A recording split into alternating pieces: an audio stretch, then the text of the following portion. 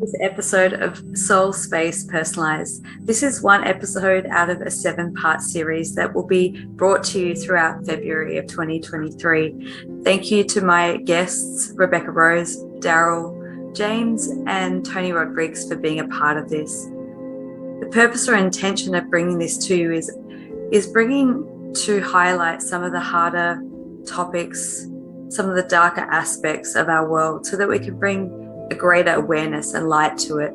And not only that, but to share ways that we can all heal as individuals and heal as a collective, so that we can move into a more brighter, more liberated world with better understanding, more peace and harmony. So thank you for being here and watching this series. I hope that you get something out of it.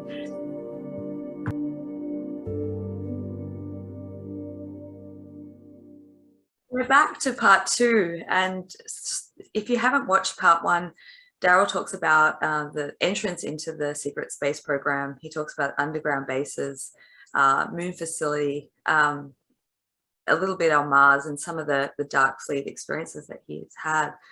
So in this next episode, we're going to talk about his, I guess, the higher density aspect of his experience in the programs, talk about some of the futuristic stuff, the higher dimensional beings, and also, of course, his personal journey of coming back into himself. So welcome back. Thank you for being here, Daryl.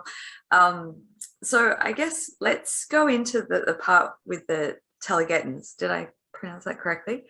Yeah, Telegettons. Yeah. Telegettons, yeah. So where did that come into? I know it's hard to kind of go into a linear process or a timeline, but was that after the Dark Fleet experience? Yeah, it was after. It was when we were in this space station. That's the whole point of it. I remember the German told me, we're going to meet the people we've been fighting, and they're not going to attack the master, but just in case, make sure they don't, be ready. So I said, all right. And it was this, we got off the ship, and I remember I saw so much stuff. I saw, pretty much everything you saw, on the Egyptian pyramids. I saw, cat humanoids, dog humanoids. I saw, what are they, the Andromedans, I think they are, with a deep blue skin, and they have, the black eyes, and their pupils look like, or is Arcturians? I get those two mixed up. Arcturians to me are always the blue, almost like the dark. Real deep. Yeah, like sapphire skin. Yeah, Arcturians. Yeah. And they have black eyes, and their pupils look like swirling blue galaxies. Yeah. And I remember one looked at me and smiled, these beings are just walking by, just going about their business. And most of it was small. It was most of it was this little 1 foot, 1.5 foot. I saw this one thing. It was looked like a little fuzzy, almost like a wolf man, with like a robe on, and it was running around. It was only about 1.5 foot tall. Yeah. And yeah, and it was there was this unspoken rule where the taller beings were walking very slow, because these smaller things were kind of darting around in between, around them and around their legs and things like that, so you wouldn't kick them or anything like that. And a blonde man and woman came up, and they were wearing, the tight blue suits, and had eyes are a little larger than ours, probably about 1/5 larger than ours, blue eyes. And the one first, how they negotiate, it's kind of like this. It's the woman comes up first, and she's kind of complimentary, and she's nice, and she went up to the master, which was the head reptile, and the master of the ship, and is talking about something like cargo or something like that. The cargo belongs to us. You need to give the cargo back. And I was just standing there, and I really didn't know what they were talking about. And the reptile said, well, since we invested so much time and resources and energy into this piece of cargo, it rightfully belongs to us. So, we're keeping it. And the man came forward, and he had one of those smart glass pads, and he just held it right in front of him, and he said, he told him the articles he was in violation of, And he said, you know what belongs to us? And he said something like, if you don't give us the cargo back, this will be considered an act of war. And the reptile read it very, meticulously, read every line. He was there for about 30 seconds reading it. And he kind of threw his hands up and he turned around and walked away. And then the woman came up to me and she said, you're coming with us now. And I looked at the first officer. He nodded his head. Said, can I get my things? She said, yes, hurry. And we're back to the ship, and I realized I really didn't own anything except for like the clothes on my back. And I grabbed my guitar. I grabbed like my music stand, and things like that. I ran out. And we went to their ship. And then I was with them. I was with the Taijitans, but it was like a Solar Warden kind of Taijitan kind of joint task force. Like they were working together. It was like, and I found out later that it's their technology. This is how we got tech for the ships, like the 4-kilometer long starships and things like that. The deal is it's their tech, but our materials, so our titanium and things like that to build the ship. But they could commandeer the ship at any time they wanted for any reason, like no questions asked. That was like part of the deal. So yeah, I was there with them, and I really don't remember their names. Robert told me that the woman I loved the most, her name was Swaru. He told me that they were called Taijitans. He told me that name of the ship I was on was called the USS Nimitz, but I nicknamed the ship Mama Bear, the consciousness of the ship, because something that big, it needs the AI. It needs AI to interact with something that big. And positive beings, they really don't use AI in the sense like reptiles and negative beings do. Reptiles use it for everything, whether it's your weapon, the armor you wear, anything like that. It all has like a soul, a consciousness kind of locked in it. But with these ships, it's like it's a female soul that volunteers herself for, I don't know, so many hundreds of years, which really isn't that long in the grand scheme of things. But yeah, I would call her Mama Bear, the ship. And I remember interacting with the ship. I would just there were like these 2 black panels on the counter in front of me, like on the control panel in front of me. And I was putting both my hands on it, and I would close my eyes and I would just like kind of empty my thoughts, just almost get like a meditative kind of state. And I remember the ship would say, "Good morning, Daryl." And then I would say, "Good morning, Mama Bear." And I was just talking to the ship telepathically. And it became almost like a branch of myself. And yeah, and I remember like, as far as like the Nordics, I remember Robert saying like, I found out about the whole Billy Meyer thing. Guys were telling me like on base about, there's Nordics and about Billy Meyer. And I said, we call them, I said, they're the ones they call Pleiadians, right? And he said, we call them Nordics. The military calls them Nordics. That's what they call themselves, Taijitans. And it's because of their star is Taijita in the Pleiades constellation. And then once you get to like space travel, you name yourself, your people after your star. That way you can just point at a star chart. You can just say, that's where I'm from. That's me. And it's like once you reach that evolution of space travel, that's what you do. And yeah, I remember the ranks. I really don't remember their names, but I remember the ranks. Like there was Mother, and Mother was like an elder female, and she was very tall, probably about 7 feet. They live about over 3,000 years, and then once they get around 2,000 years, their bones start to grow again. So they start getting very tall, but their organs don't grow. So your skin is an organ, so that it gets very tight, and their cheekbones get very high, and their skin gets almost kind of transparent a little bit.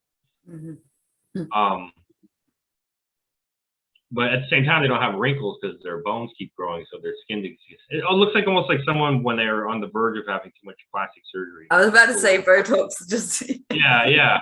It's like they still look normal, but they haven't gone too far with it yet. But yeah, it's like they get these really big cheekbones, high cheekbones. Their skin gets kind of thin and stretched out looking. And she was the midwife and the school teacher. I remember one time I was on like the bridge of the ship, and one of the women's stand up. I was working with her. And I said, "Where are you going?" And she said, "I'm going to witness." And that's what Mother, she was so strong with like a telepath, she could just contact all the females on the ship. of the Tahitians. They had Earth females there too, and men from Earth and things like that working together. But it meant a woman was giving birth, so all the women on the ship would like witness the birth when a woman gave birth, and the men weren't there. How? I mean, obviously you weren't there, but do you have any understanding of the birth process? Well, I know it's painful for them as well, but that's all I really know about it. I knew that mother was like the midwife, the one, overseeing the birth, but all the women were just there to like witness the birth. It's like a thing they had, like I don't know, almost like a religious kind of ceremony. I was going to say, is it like a welcoming of that soul coming in, an honoring of that in some way? Yes, yeah, they do have like kind of a religion, not really like the way we do it, structured like what we do, but there are certain events that there's ceremony and things like that. They use ceremony, and she's also like the school teacher, like the headmaster of the school on the ship, and then in school they learn about their past lives, and that's really what their education is. And so it's like if you can do anything. There's like hydroponic farms. There's people in charge of that. There's people in charge of the ship. Just everything: engineering, piloting, navigating, science. And if you've done any of this stuff in a past life and you already know it, then all you have to do is remember that past life, and then you can you have all the education you need. And that's kind of how their education works. Just remember past lives. Mm-hmm. And then she had a husband, and his rank was elder, and he was very tall. He was probably one of the tallest beings I saw. I don't even know, 14 feet, something like that. Very old, very tall. He had a white beard, like white brushed back hair, wore like a long white robe. She wore something similar to him, like a long. I remember I think she had like a necklace she wore. But yeah, he was almost like the judge. Like if there was a dispute or something like that, he would be the one to settle the dispute. So he was kind of like that. He was almost like the law of the ship. And then there was the navigator, which I lived with him, and I lived with Swaru, and she was the science officer. She was mostly science, and we all kind of worked together. The more you live with someone, we lived in the same room together, because the more you live with someone, the more of a telepathic link you get with the person, because you're constantly living with them. So they want you to live with each other until you establish a very strong link. And so he would be like the navigator and weapons, and I was like the pilot. So, it was almost like we were just kind of linked up with the ship, and we were almost like kind of swimming in each other's minds. It was like, so there were times where you really couldn't tell if these are my thoughts or those are their thoughts. You know what I mean? That would happen sometimes. And that was one of the things I was told whenever you go into fit density, is you become more of a collective when you're in a group. Say like you're in a group with just 2 or 3 other people, not so much. But if you're in a group with like 5 or 6 people, and you're all kind of contemplating, wondering what your next move should be, it's kind of confusing when it happens the first time, because you really don't know who's who. You kind of lose yourself. You lose your ego, I guess you would say, like your own self. You just kind of become like a collective. And I'm going to pause for a second, because I'm curious, is that something that you still experience now in your human form? Do you have the ability to telepathically link in, maybe not to the same degree, maybe not to the same degree, but do you have the ability to use telepathy in that way down here? Has it amplified your ability, or naturally orient to having that ability? Well, when I was a kid, my dad was a telepath. I remember that. I remember being like 3 or 4 years old and sitting on the couch watching like a kid show with my dad. And I remember him saying to me, do you think you'll be able to do this when you get older? And he said, your sister could do it, but as she got older, she forgot. Do you think you'll be able to remember how to do this? I said, yes. But I remember, we met a family called the Hinckleys at church, and they were all telepaths. They had like 2 sons, like a toddler, but then the 2 older boys I was friends with, because I was young too. Both their parents could do it. Spent the night at the house one time. We were all just talking without talking at the kitchen table one time, just you know, dead silence, but everybody was talking to each other. It was something like that. Mm. And I remember I met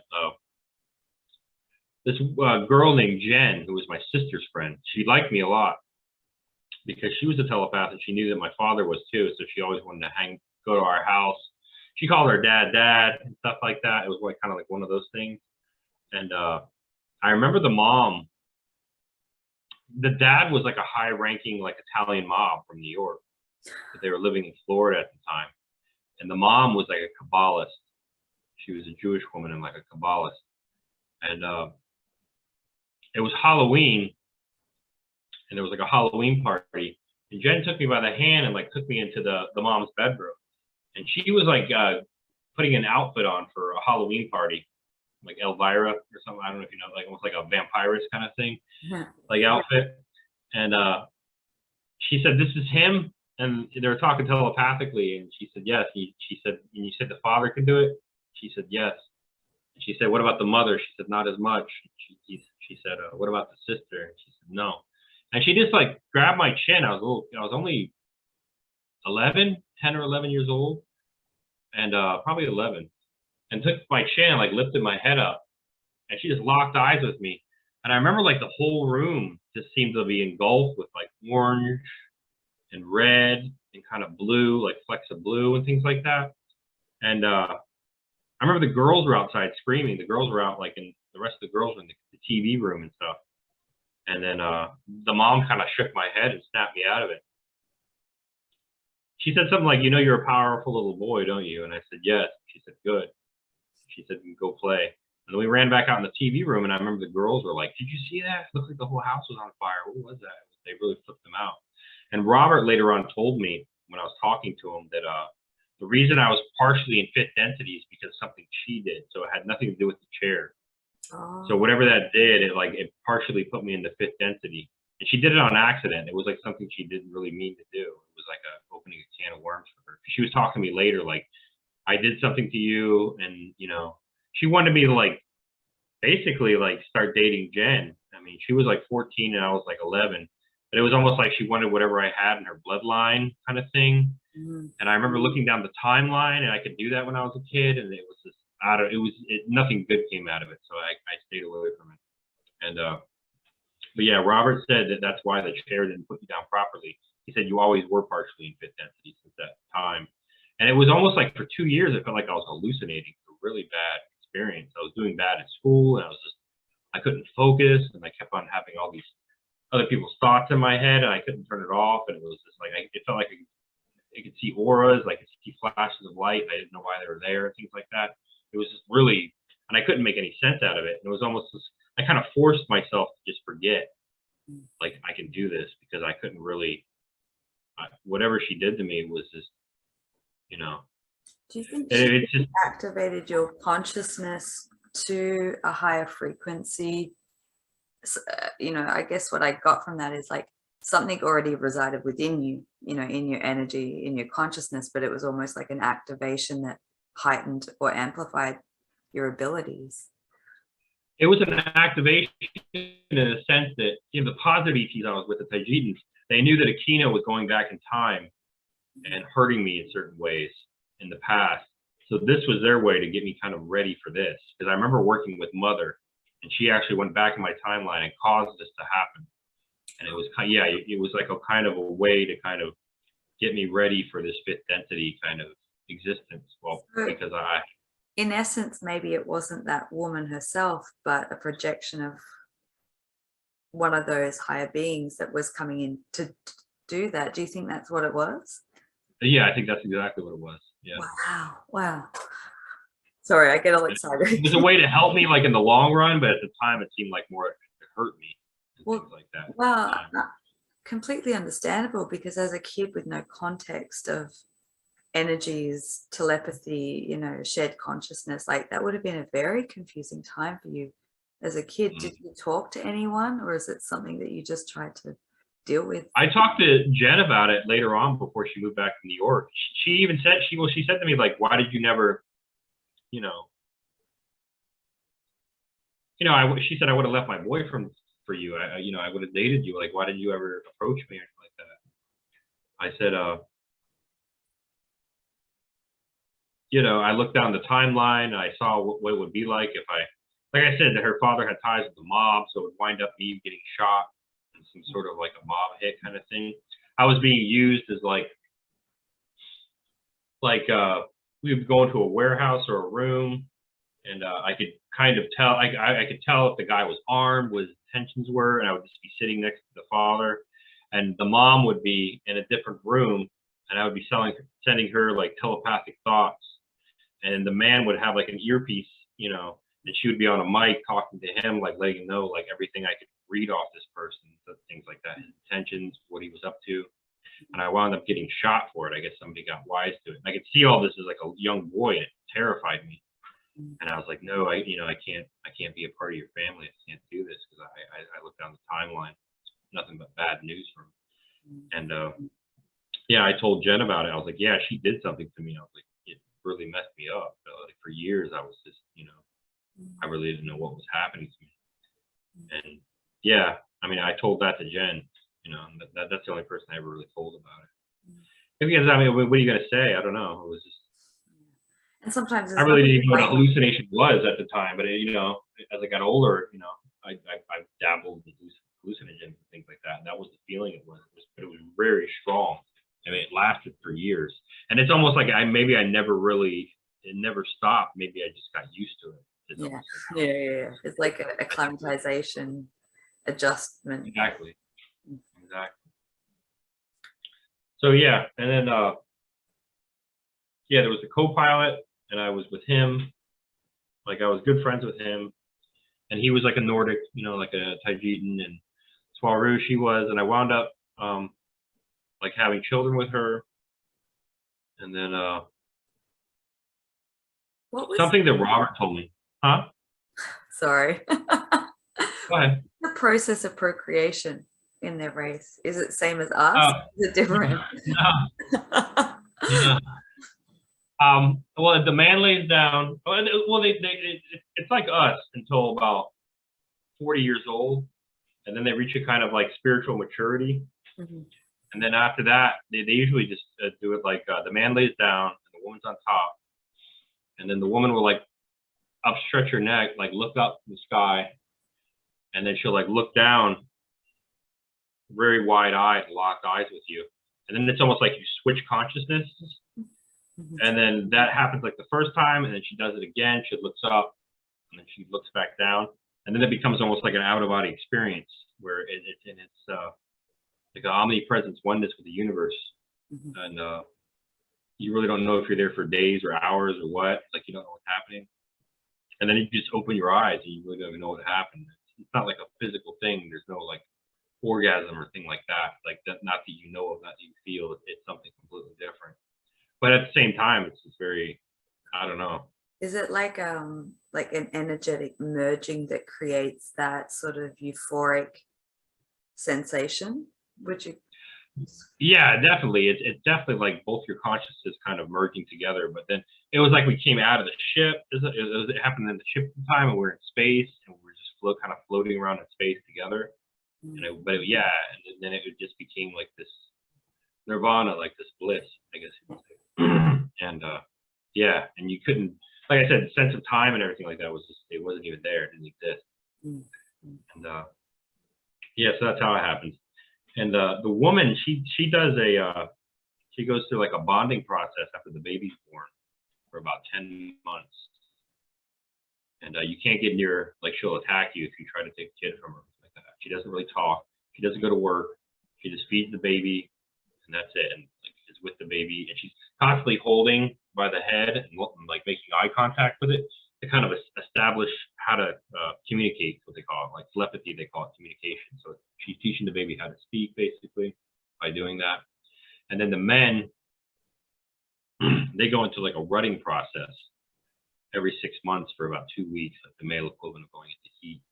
So the men take on more wives, and even if sometimes they don't have a wife at all, but if they go through this rutting process, usually, you know, the women to men ratio amongst them is about 30 to 1.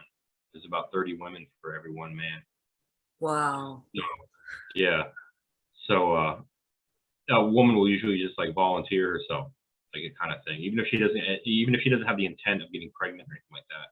Because this rutting process for them, it's almost like they have Tourette's. I saw it happen one time with Leader's son. Leader was like another rank. He had a son, and I remember he was going through like a rutting process, and it's almost like he would say things like, "I'll break your spine," or like, and he couldn't help himself. Like he would just say these things, and he would kind of just fight it off, and like, but they like to be left alone. They just stay in their room, and it's like something very private to them. They don't really share what it's like.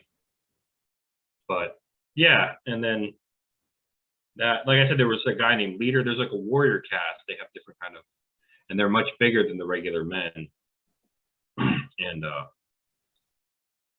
they're about 7 feet tall. I would say the regular men are about 6'4", and they're actually they're about 6'8", probably the warrior caste. Leader himself, he was about 7 feet. He was like big for one of them. He was a really big guy, and yeah, that was another rank I remember. And I remember Leader had a wife. Once you get more than one wife, the men will come up to you and they'll say, well, who's your queen? They'll say like, who's your number one, like who's the one we should go to if we need to relay like information to you, things like that. And he had a queen, and she was called Leader too. So he had more than one wife, but he had his queen, and they were both just called Leader. And they wore like the blue suits, but they had like a gold V that came down, like right here. And at the tip of the V, there was like a Merkaba, a hologram of like a blue hologram of a Merkaba, like at the tip of this V that came down. And I remember like, I'm one of those guys, when I see a hologram, I kind of go back and forth to see how far I can see it before it goes away, you know? And I was doing that to him, and he said, what are you doing? And I said, I'm looking at your rank. And he said, my what? And I said, your rank. And he looked down and he goes, oh no, that's not my rank. He said, that's my sigil. He called it his sigil. Oh, interesting. Yeah, that's what he called it. So was it just a representation, or did it actually do anything? It was just to show that, yeah, he was a leader. Yeah. And all leaders kind of wear this, like that. All the rest just have like a solid blue suit, but the leaders, they had like this gold V that came down, and at the top, at the point of the V, they had that hologram of the Merkaba, the blue Merkaba. Yeah. Okay. Interesting. Yeah. I've seen that. You've just given me a nice piece of the puzzle, so thank you. I love how you do that. Okay. Wow. All right. So how long? I know you were there. Like, I think do you want to share a little bit about some of the things influences that you brought to their people, and kind of the cultural things that were different, and things that you could bring that were kind of earthly to better their society? Could you say that? Yeah, like, well, I play guitar, and they don't really have like the whole concept of like our music. Our ETs are fascinated by like our classical music, or just music in general, and classical art, things like that. They'll collect paintings and things like that from Earth, classical paintings. And you might not know the answer to this, but is it humans the only one that have that sort of creative inclination to create things like music and art? Is that very specific to humans? I think they did have like a kind of art in the sense of like painting and things like that, but they really liked ours. But as far as music, I remember like they really didn't have the concept of like harmony and melody like we do. Like when you play classical music, you incorporate the two together, so you really don't need any kind of, you don't need a bass guitar to go with the guitar. You don't need a rhythm guitar. You play them both at the same time. And they were really amazed by that. And I remember like when they do things with it shocks and their eyes get really wide and like their mouth drops. They'll just kind of and they're in this collective, so they all do it together. So you'll have like 8 people all doing that together at once. And they have big eyes to begin with, so it's strange. And I remember like I laughed one time, and you have like a family day almost on the ship, like once a week, where you would watch the kids play.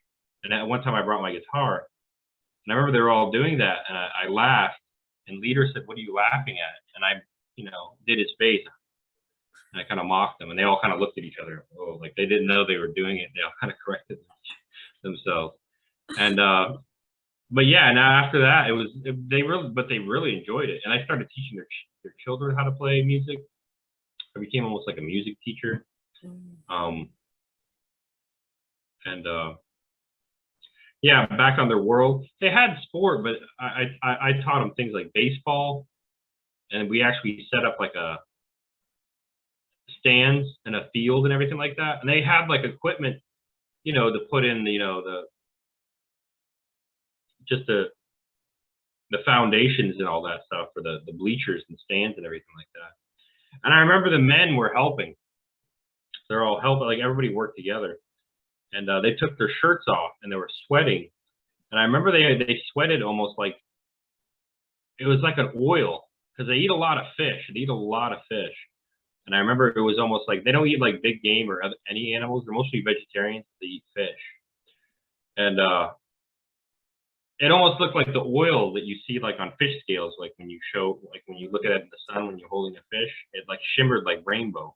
Wow. And this came out of like their pores. It was like whenever they sweated, they kind of like shimmered almost like rainbow shimmer, like oil. I remember that. And yeah, and I started playing music and they liked it. And we started doing like things like concerts. And I remember Robert was telling me, like, he said, all your kids were in the band. He said it was Leader's son was the drummer. He's like, but your son was the lead guitarist, but then your daughters were all the rest, like bass, backup, singing, things like that. And I remember I said something to him like, what were we, the E.T. Partridge Family? And he laughed and he said, yes. That was an old show. I don't know if you guys ever seen the Partridge Family from like the 70s. It was like a family of people like all sang together, and it made him laugh. And I remember he said, they based a movie off of you. This was Robert again.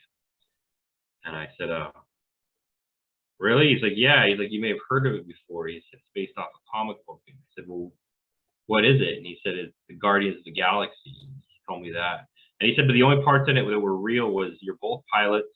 You both listen to oldies. He said you listen to 60s and 70s, but he mostly listened to 70s.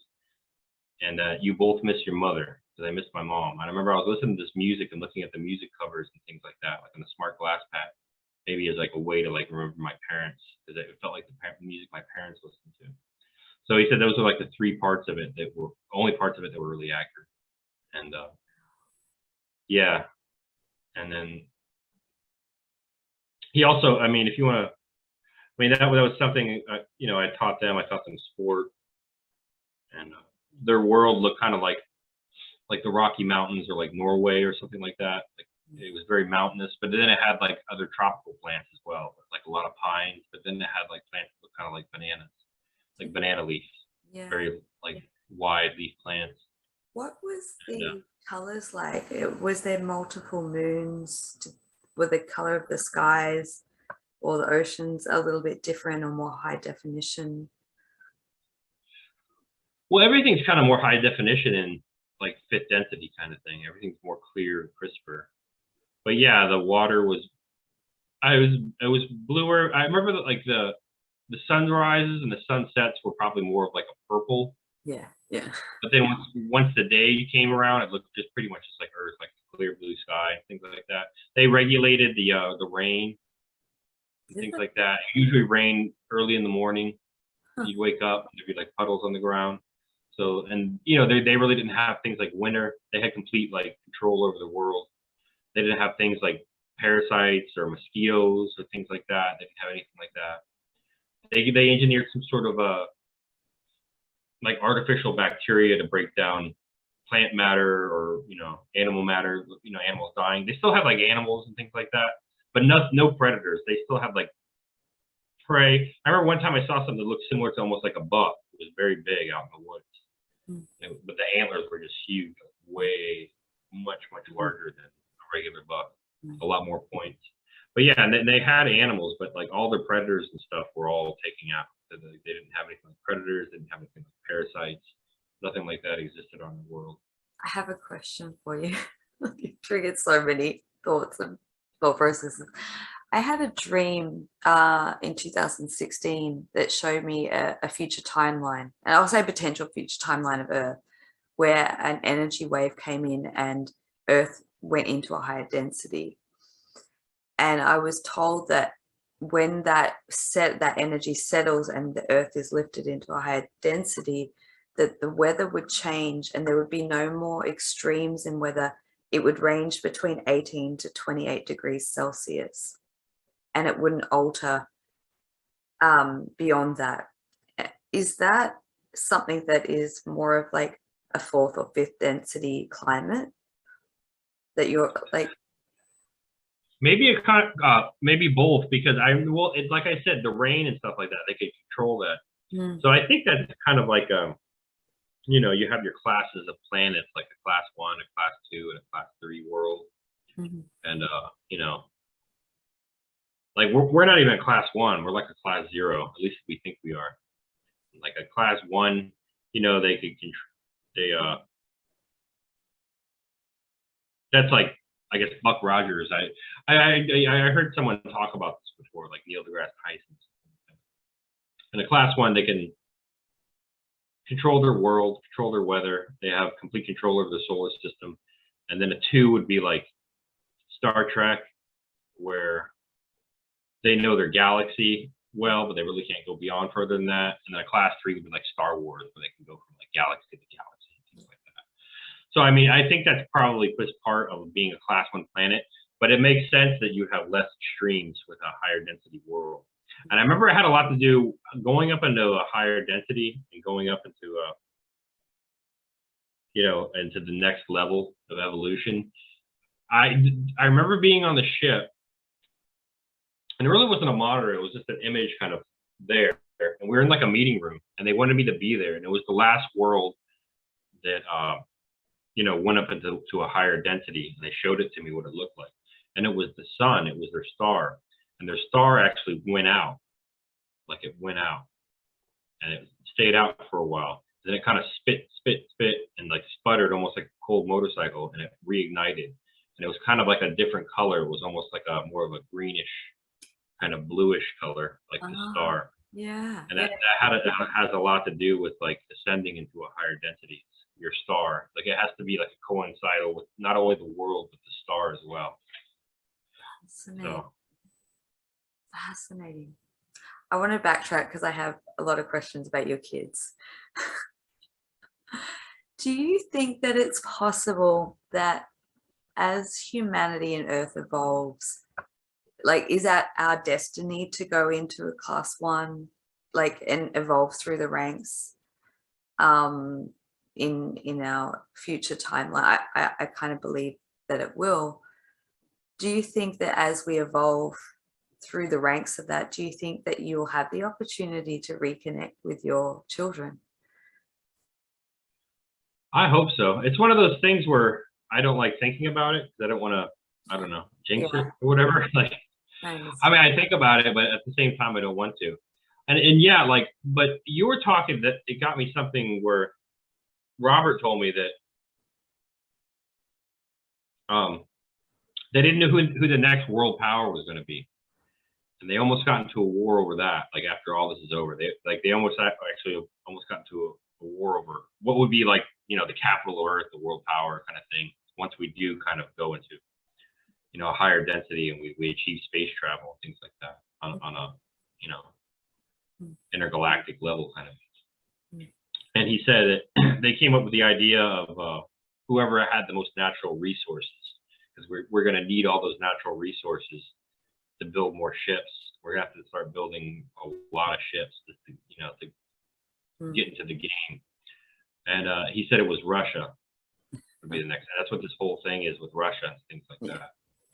With this whole war in the Ukraine and all this other stuff, it's Russia's just, and it's already the way he kind of explained it to me. It's already done. It's just, this is just like the negative beings just trying to deny that it's happening, like the press and everything else like that. Like all this stuff has already happened. And like we've already won, but it's just they won't let go, and they, you know, and they can nuke certain cities, and they don't want a lot of deaths. Like these Satanists is basically what they are. They don't want, you know, them to just start killing innocent people, so they have to kind of do it slowly. And even though you know, all they really have is just that they can put the world itself on hostage is really the only thing they can do. And that's what they're kind of doing right now. And they're just trying to like work around it so not as many people will get hurt. It's like we're living and experiencing, witnessing this slow rollout of what has already been achieved. That's what it feels like to me. It's like we're watching this, well, B-grade movie, if you will, just slowly unravel. And sometimes it's so painful to watch because it's like a lot of us can tap in and we can feel into what is the destiny and where we're heading. And it's just, I guess, unraveling so that it can be suitable and, I guess, as you said, less collateral for. And he also said that this has to affect us at a DNA level. This has to be such a traumatic event and has to be so difficult and hard. So yeah, it's hard. It's going to get harder. He told me that, yeah, they're going to start having like eventually some sort of program or channel where they're going to show what they were doing to these children, these underground bases. And, people are going to have to witness this, and it has to be all these politicians and musicians and movie stars and things that you thought were your heroes. They're just going to be complete psychopaths and maniacs. And you're going to have to see this because this is going to have to change your DNA. And he told me DNA has a memory, and if you can alter DNA memory, it makes sure that like your children's won't ever let this happen again. So it's like, yeah, they could help us and they could just do it, but then in 100 years it will just happen again. So it's like we have to go through this evolution of it being painful and very bad. It's gonna, and people, as far as what he told me, like people are gonna say, oh, it's ascension and everything's gonna be great. But as far as what he told me, it's like it's gonna be hard. Like it's gonna be hard for it's gonna happen in our lifetime, but for another several years, it's gonna be difficult, and it's gonna get worse in the sense of, sorry. Yeah, I do agree with you. I think that the ascension process, the evolution process, is almost like a compression so that we retain the memory of the light and the dark so that it's not replicated. Like we have to end this cycle of war, slavery, suppression, and be able to learn from that so that we don't repeat that mistake. And unfortunately, humans, in the way that we're conditioned, we don't learn. We the only way that we truly learn is through adversity and challenges. Yeah, and it's just not something that can be handed to us. Like they can't just drag us over the finish line. We have to experience all these things that have been happening, and none of us knew, but it's just this can't happen again. It's kind of like how we put it. Yeah. And he was like telling me all kinds of other strange stuff about how they're going to do it, and it kind of all coincided with how they did it. And he was saying things like, he said they're going to start at the lowest level possible, like the Satanists. That's how they always work. So he said, like, first they're going to go into comic books, and it's like, then they're going to ruin comics, and he said they're going to destroy your heroes. And then he said then they're going to work their way up to movies. They're just going to make remake after remake after remake, and it's just going to be horrible and horrible. Yes. And so it's just like the way to like demoralize you and like get you ready, because then they're going to start tearing down your statues, he said. And then like all these statues that have been torn down in different countries and things like that.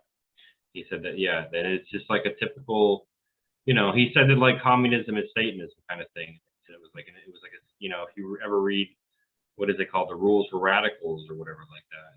The guy at the very beginning of it, he says, I'd like to dedicate to the ultimate radical Satan, something like that. He says at the very beginning of the book. So yeah, it's just a satanic thing. It's like they offer you all the stuff and they give you all the stuff, and the next thing you know, they're putting you in like suicide like beds like they do in Canada now. They offer these people all this free medical care, and at first it went smooth, and then now it's to a point where you have to drain all your resources. You're unemployed because you have a hurt back, and you have to drain all your resources, and then now you feel like you're a burden and you're in constant pain. And they come to you and say, hey, this surgery is going to take like another year for you to get the surgery, or we could end your life in 2 weeks. And that's kind of like how they do it. I heard that they give you a bunch of stuff in the beginning, and it's great, and then they turn on you. I heard they're operating something like that in Europe as well. It's like an underground kind of network where if you want to end your life because you're in pain and miserable, they will do that for you. And yeah, mind blowing. So my mind's going in multiple directions right now. And I know that we're kind of getting to the wrap up point. So I'd love to know, for you in your personal life, your human, like Daryl James, the human, like what has helped you? Because you mentioned this, and this is always stuck in my mind so deeply, about how when you get put back after having these experiences, the high level of suicide rate within the first 6 months. And so I guess that's where I have a lot of admiration for you, having so many experiences and being able to talk about them in such a grounded way that you do. What were some of the things that helped you or supported you through that process of retrieving memory and thinking that you're crazy or insane or just completely lost it, or whatever process you went through? I'm curious about your own personal journey of that. I mean, maybe it's just because I had a rough childhood, and I have this really good ability to just block things out. If I can't accept something, I could just put it in the back of my head, say, no, this didn't happen, this didn't exist. And I remember Robert even saying that to me when I was leaving his office. And he said something like, you're not going to remember this anyways. And I stopped and I looked at him and I said, yes, I will. And I walked out. But it was almost like, you see things like that, and it's like, how could this be real? You can't. Yeah. You can't live a life and have all these memories and all these thoughts.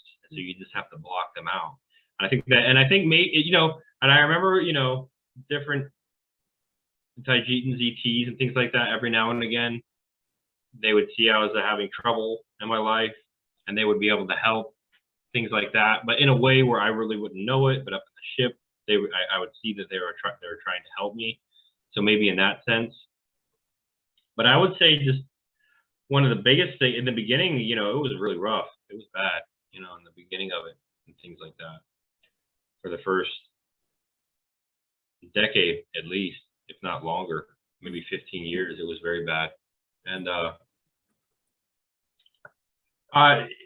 it wasn't until later I started getting all these other memories that I had, like these repressed memories as a kid. I started remembering again, and things that I blocked out of my head that I never really would have thought I would have. And then I started seeing a therapist at the VA, and he was ex-Army. So he kind of, he wasn't just a therapist, he was a guy who was in the military. And he knew, that they just use you for everything you're worth. And he kind of, understood that. And I told him all this stuff. And I was just telling him everything.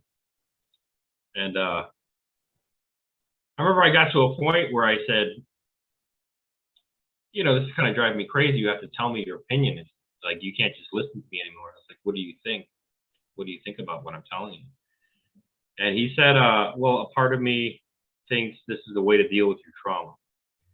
And then he said, and then a larger part of me believes, he said, is how he put it. And he said that a delusional person, when they speak, it's usually, he described it as like water going through a colander. They just kind of, they just kind of ramble on and ramble on. But when a person is being truthful, they'll stop themselves and they'll say, oh yeah, but I remember this. And then, oh yeah, but this happened first. And oh yeah, and then that happened. And then they kind of go step by step with their memories. Well, a delusional person just kind of ramble. They really don't have any kind of, cohesive story. There's no substance behind it. Yeah, no substance to the story. Yeah. And when he said that to me, it meant a lot, and that, he believed me in that sense. And like I said, yeah, he was Army and he went to the Middle East, and he knew that they just use you for everything that you're worth. He understood that. So yeah, I mean, that really helped me. And it was weird. It was just, I came into a point in my life where I became established. I bought a house, had a car, and it was almost like I could just sit down and kind of think about my life. And when I started thinking about it, I started remembering all these things that happened in my childhood that I didn't remember, like any of this stuff. And then all of a sudden I started to remember, like, oh God, yeah, I had this conversation with the XO, this guy named Robert. And like, I started remembering all this stuff. Oh wow, and this happened, and this happened. And I just, that it just started flowing out of me. And it was really, for a long time, I really just had to put it away. And there'd be no way I'd be able to live a life remembering all this stuff. But it waited till I got to a point, it seemed like, when I was ready. And I think maybe they had something to do with that. You know what I mean? The ones that I live with and help me. They helped me, you know, not only kind of block this thing, but kind of keep me alive during the whole time. Because like I said, there were points where they were so connected with me, spiritually, telepathically, all this stuff. They could tell if I was having trouble in this life. And they could kind of do things to try to help me in this life. Yeah. So. Yeah. Wow. So I guess your greatest overseers were them, you know, in terms of the experiences that you had there, but also watching over you while you're here. And it makes sense to me that maybe you have already that organic inbuilt way to compartmentalize and to be able to block, because I think that's just a response so that you can function in the world as a human being in society. Because I think it's clear to me that you had to have that space to then be able to start to unpack and put the pieces together, to then take all the compartmentalization out of all the boxes, take it out all the wrappers, and then start to like put it on the table and kind of go, oh, that piece goes there, that piece goes there. Is that kind of what it was like for you? Like And that's exactly it. Yeah, it was like, oh yeah, well, it was just like I said, it was like early childhood, and like, oh God, I forgot. How could I ever forgot that happened? Oh God, and yeah, and then more and more and more, and it was just, and I remember like processing out in Virginia, in the military, in Norfolk, Virginia, and I wrote like on a little post-it note, little yellow post-it note, everything Robert told me about their names and the names of the ship and stuff like that, and I was reading it every day. When I was, you know, I spent about a month in Virginia just getting out of the military, and I was reading it every day. And I came to a point where I was like, yeah, like if I keep reading this every day, I am going to kill myself. Like this is going to drive me crazy.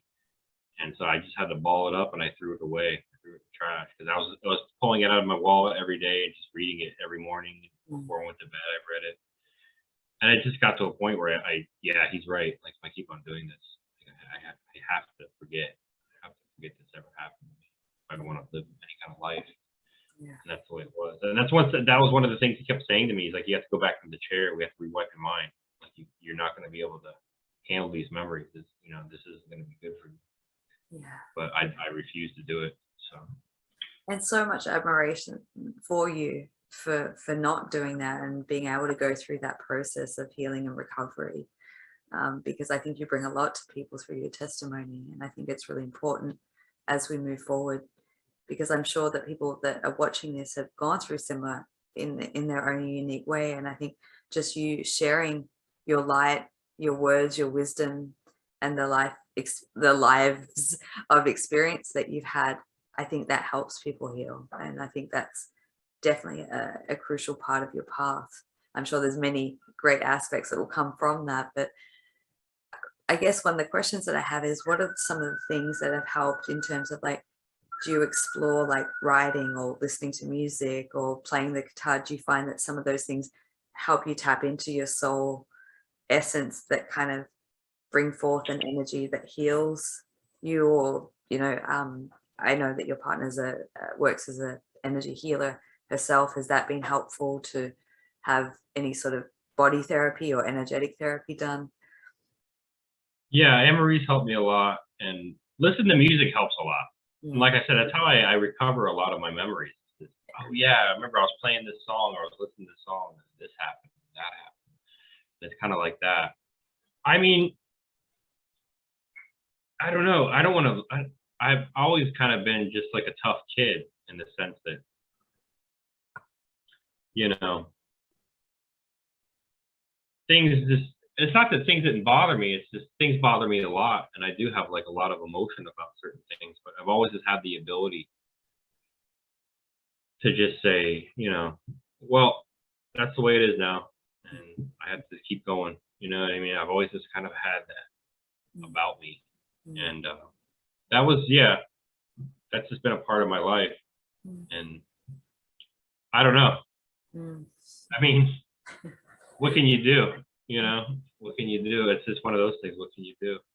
Do you think by having supportive people around you, has that been helpful and supportive to have like relationships or friends or people that you've connected with who you can bond and share? Do you think that gives a sense of understanding or purpose to it all? Well, I mean, I've bonded and shared with people I shouldn't have before, and they just looked at me like I was crazy. Yeah, I've done that. So, I mean, I got to a point where maybe I kind of dialed it back a bit. But right now in my life, I'm kind of like, I met someone at the grocery store that recognized me today. And that was really something else. And I'm getting to a point where, they tell me this too. They tell me that you don't realize the impact you have on others. And for me, it's almost like, I don't want to seem like this. I don't want to seem like, you know, I'm vain or a narcissist. I really don't want to go into it too deeply. And that's how it feels for me. But I went to the Grafton, Illinois, and Journey to Truth, and I did a conference there. And I didn't realize the impact it would have on people. It really kind of woke me up. Because before that, I was just talking to my computer like I am like you right now. And but whenever I actually got to see people and interacting with them, and how it really was to meet others, people hugging me and thanking me and things like that, and it was touching. It meant a lot to me. I have a confession. I watched, and I might link that in the description box below, because that was really powerful, that live presentation that you did, and thank you to Journey to Truth for hosting that. And I'll put the link so people can go and watch that, because there's other details that you show in there that we haven't discussed. But I watched that just recently, and I was so captivated by it and watching you speak and talk about it. And by the end of it, you were talking about the children.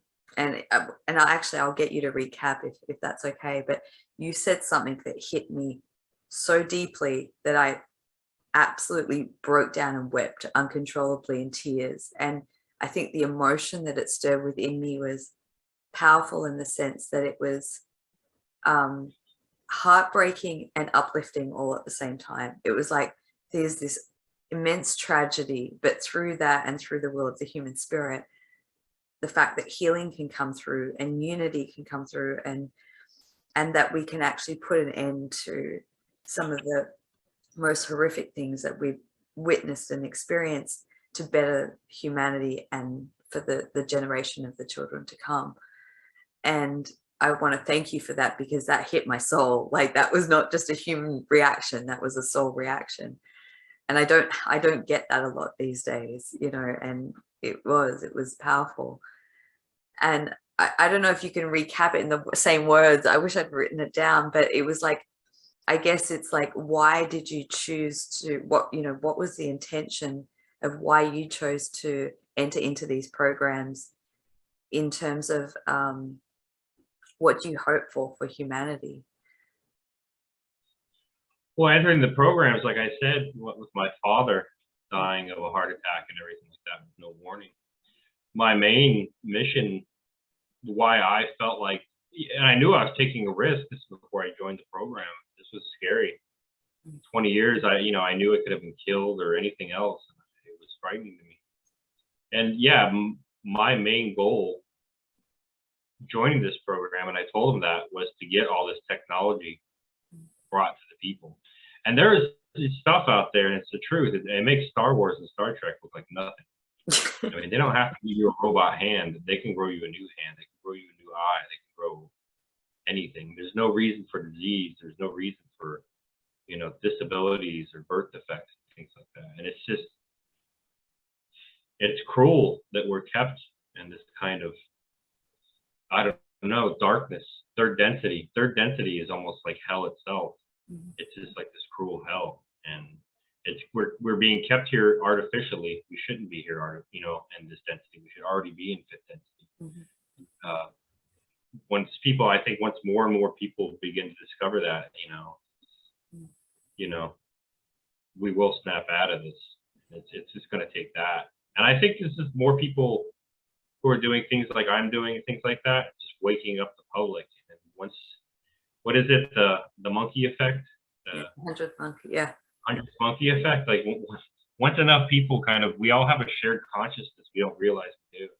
But once enough people come to this realization that this is true, and that these things are happening, these underground bases, but there's also technology that can just help so many others and make life so much better. Yeah. And there's going to be an anger point. There's going to be people, I was angry when I found out about the technology right away. This could have saved my dad, could have saved my friends, things like that. Why was this brought out earlier? Why is this brought out at all? It's a righteous rage, I believe. Yeah. Yeah. Final question, and I want to thank you so much for your time, because I know that I could probably talk to you for 16 hours and still have questions, so maybe we'll organize another time. But for now, what would you say to anyone who's watching this right now that may be going through a process that you've already gone through in coming back into having memories come back and maybe feeling a little bit confused or disoriented or crazy, or all those sort of human emotions that we go through in coming into these realizations, whether it's through our own personal experience or perhaps loved ones around us, friends, family, partners? What would you suggest to them to help them start to explore the depths of that, and maybe prevent some of these suicides that occur? I mean, my biggest thing is, don't give up hope. I mean, where there's life, there's hope. That's just the way you should think. And these memories more than likely are real. They probably are real. I mean, more and more people are coming forward about this, and this is happening. And I knew people on the base I worked at, that seemed to have no memory. And then I met other people on the base who did seem to have memory of going to these programs and things like that. But I mean, realize that it's all falling down. It's beginning to fall down. The press and everything else, they can't stop certain things.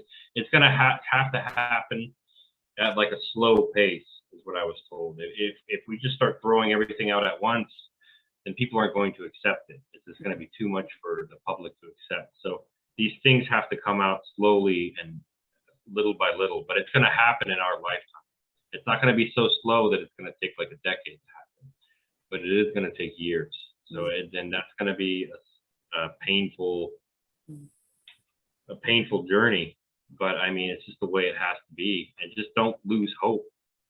And like I said, like find someone that you can really talk to that really knows what they're doing. Maybe a group, a bit of psychotherapy. That's not bad. Like just exposing all these thoughts in a group with other people. There are groups that deal with anything from secret space program to satanic ritual abuse and things like that. These aren't mainstream things, but there are like groups that for your own mental health well-being that do deal with these topics, and they're real. And this is a real thing. This is something that we're all going to have to accept if we're going to ever get past it. Yeah, I'm actually going to put a resource together of all the different resources that are out there that are available to people. I know Misha Johnston, Tony, there's a few that I'm aware of, and I'm going to put together a catalog of things that people can access if they feel guided to seek support, because I think knowing that you're not the only crazy one, like knowing that there's other people out there that may have had a similar experience, I think is very healing in itself. And it gives a level of acceptance. And I think to be able to accept that this is not just a dream or, weird delusions, that this is actually a real thing, can be confronting, yet also very liberating at the same time. So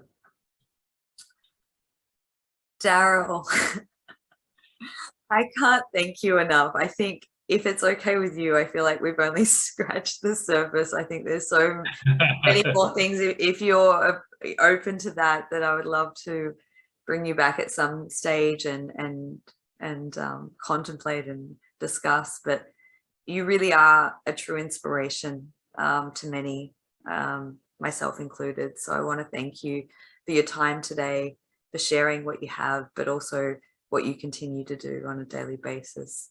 So what's next for you? Is there anything that you want to share? Is there any way, if people want to contact you, anything, any final thoughts or words? Well, my website is daryldjames.com. Daryl, DARYL, Delta, James.com. And I'm working on a book. Books are very, it's one thing to say things, you know, with verbally with other people, with you and things like that, but I get to use all this. I get to use, you know, gestures, and all my physical communication and things like that. But it's way more difficult when you're putting out paper. You want to really, you know, go into the greater details, and it just doesn't flow out of you like, you know, when you're typing. It's a lot different than speaking. So it's more difficult than I thought, and then we have to go into, you know, editing and everything else. So it's a journey, but I'm working on it. But yeah, daryldjames.com, and that has most of my videos. I have to put a few more up, but it has most of my videos and my contact information too, my email contact information. I'll put that in the description box below so people can contact you directly if they feel guided. I know when I first saw you, I was like, there's something about this guy, I have to talk to him, and I'm so glad that we connected. So I'm sure that that will spark in some people. So thank you so much once again. I'm very excited for your book to come out, and I'm excited for you going through that process. And I think that brings a lot to the surface, and a lot of healing comes through that way. So thank you on behalf of me and everyone that's watching. I hope you've journeyed well with us, and I hope it's given you something that you need for yourself or for a loved one. And just know, as you said, you know, when there's life, there's hope, and we are moving into a much more better version of humanity and evolution. And just be patient with that process and be gentle on yourself through those shifts and changes. So thank you again, and we'll come back and connect soon. So thank you, Daryl. All right, thank you, Alisha.